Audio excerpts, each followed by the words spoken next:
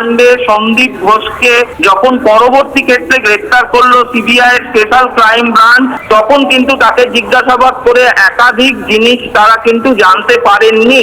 অথচ special crime branch গ্রেফতারের আগে সন্দীপ ঘোষকে গ্রেফতার করেছিল কিন্তু অ্যান্টি করাপশন ব্রাঞ্চ। এই অ্যান্টি করাপশন ব্রাঞ্চে গ্রেফতার করবার আগে সন্দীপ ঘোষের পলিগ্রাফ টেস্ট হয়েছিল, কিন্তু সেই পলিগ্রাফ টেস্টে